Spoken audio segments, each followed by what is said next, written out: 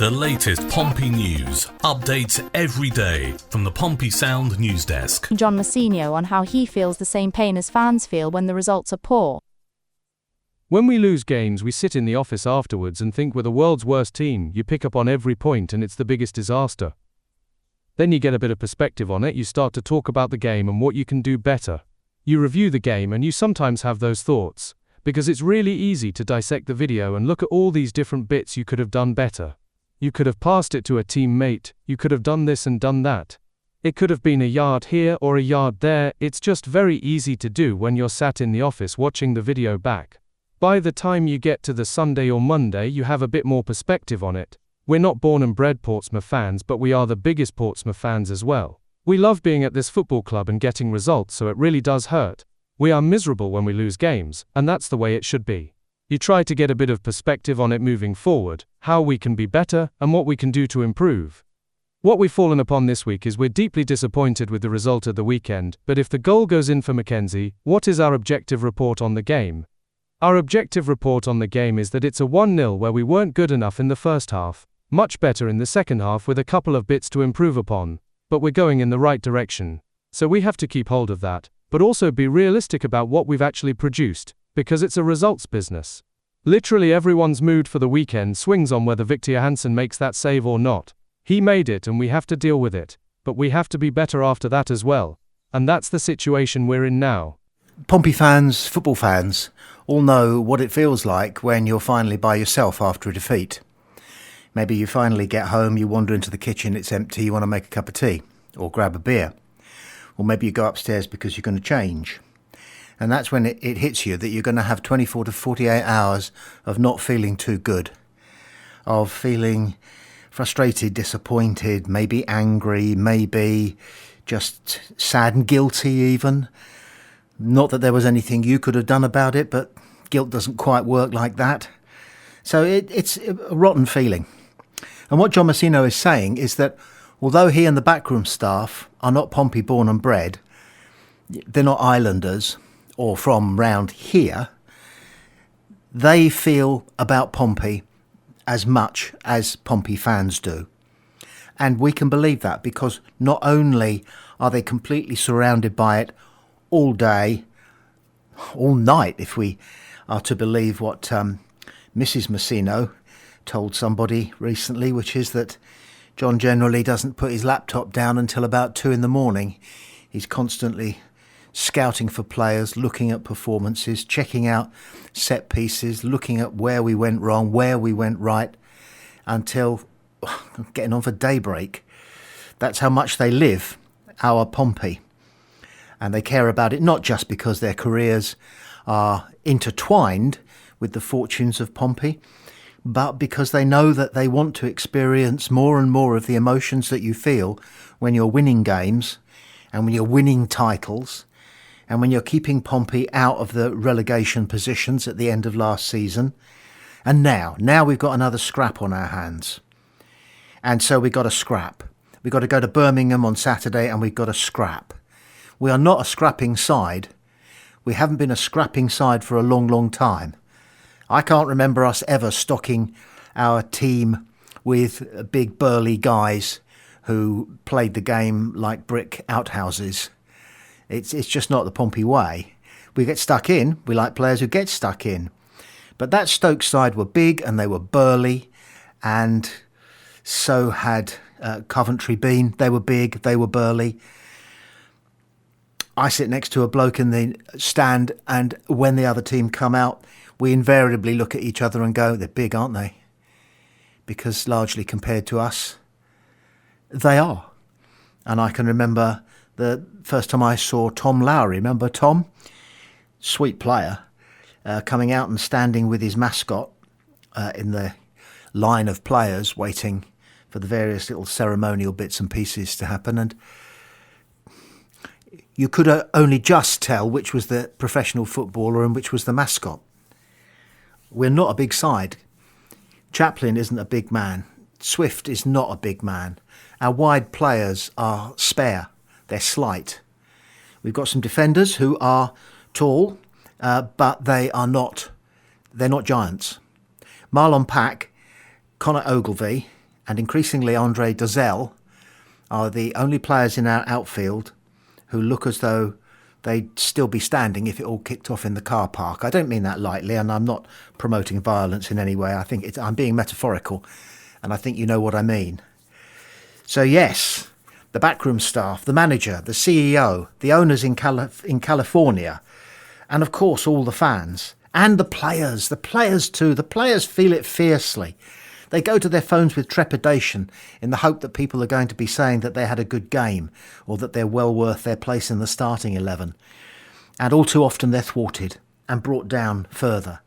And they take that cup of tea with skimmed milk and go and sit down at the kitchen table and get their thumbs working as they go through the various comments. It's a dire place to be, connected with a football club that has just lost a game. And John Messino feels it possibly more than anybody. So we have to care about him as well as him caring about us. And I think we do. He's one of our favourite sons now, isn't he? Birmingham Live have been offering their thoughts on Pompey. Josh Murphy could make his first start for Portsmouth in more than a month after recovering from an ankle injury.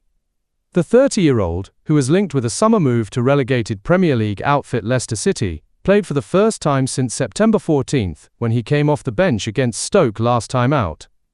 However, Pompey boss John Messino has confirmed he is now ready to play the full 90 minutes, and it would be a major surprise if, having produced a dangerous cameo against the Potters, he didn't play from the start against Birmingham City. That is a rare bright spot amidst a pretty gloomy situation on the fitness and form front for Messino, who will be without 8 players at St Andrews, and has seen his side win just once in the last 8 matches. Forward Harvey Blair is back in training but is not ready to return. Summer signing Franco Ume is also sidelined with a hamstring issue. Fellow winger Callum Lang is also out long-term after undergoing surgery on his hamstring, while striker Thomas Waddingham has been out since the start of September with a thigh injury. Connor Shaughnessy also picked up a hamstring injury against Sheffield Wednesday last month, and Adrian Segecic picked up an ankle knock 9 days ago. Goalkeeper Nicola Schmid is still out with a broken hand. As for Birmingham, Messino believes they have been shortchanged by a set of results that sees them 3 places and 2 points clear of his own team. I think they've been a little bit unlucky this season so far to be in the position they're in, Messino told the BBC. A very short time ago at the Tony Goodall Fans Conference October meeting, Rich Hughes was asked about the injury situation at Pompey. And he said this: "It's not really any worse for us than it is for most other teams in the Championship." And he would know his statistics on that, and he couldn't get away with that not being the case. So the big mystery is just what are the reasons behind all these injuries that so many clubs, not just in the Championship actually, but one suspects right across the spectrum. What is the reason? What are the reasons? John Messino has said it's many reasons, and that's what makes the problem even more difficult to solve. Rich Hughes has said we're doing everything absolutely right.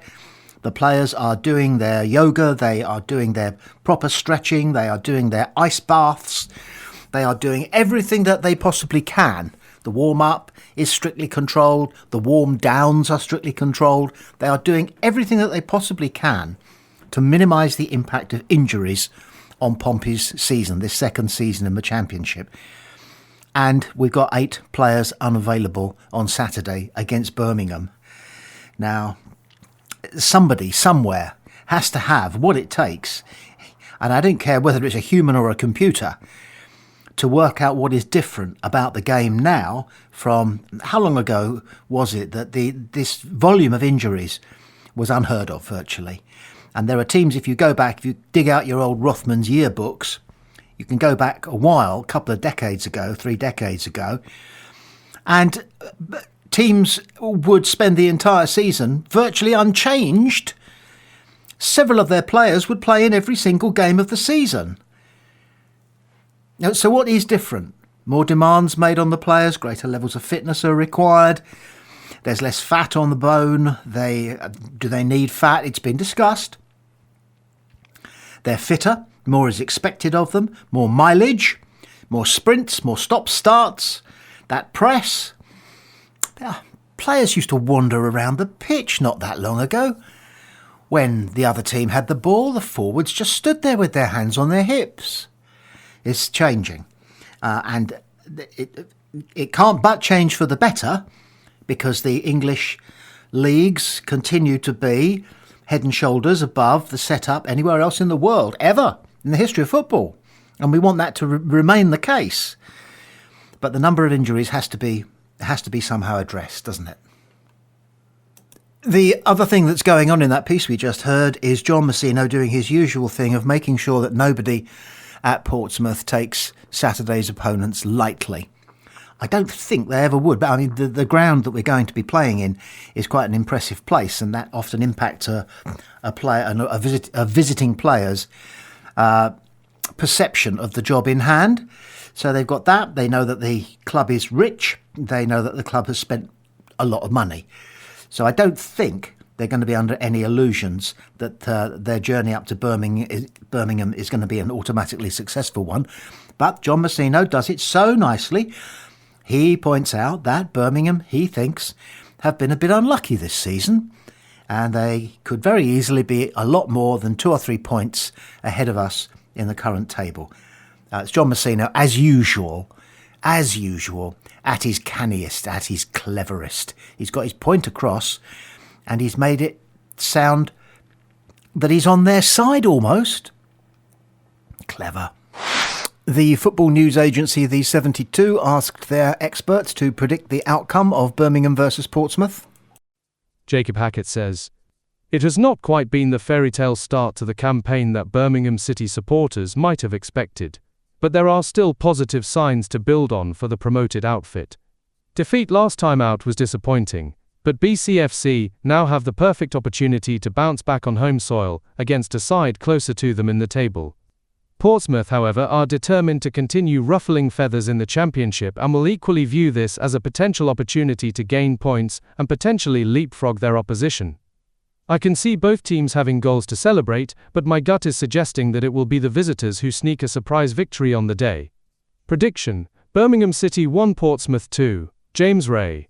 Birmingham City have a creativity dilemma to resolve, and until they do so, they won't reach their maximum potential. Chris Davies is very set in his ways tactically, and that is justified to a certain extent given how good last season was. However, it feels as though BCFC need to take their foot off the brake just a little. If not, teams like Portsmouth will come and frustrate them at St Andrews. Pompey have struggled for attacking potency themselves, but they have the defensive spirit to see out a result, and will get opportunities to snatch a point. I'll back them to do so too. I'll go for a 1-1 draw here."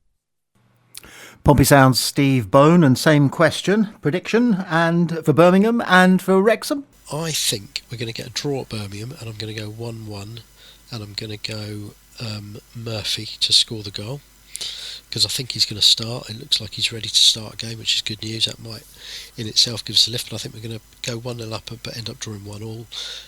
But I think we will beat Wrexham next week. We've only played Wrexham. This is a funny thing. We've only, in our whole history and theirs, we've only played Wrexham 7 or 8 times, and I don't think we've played them since.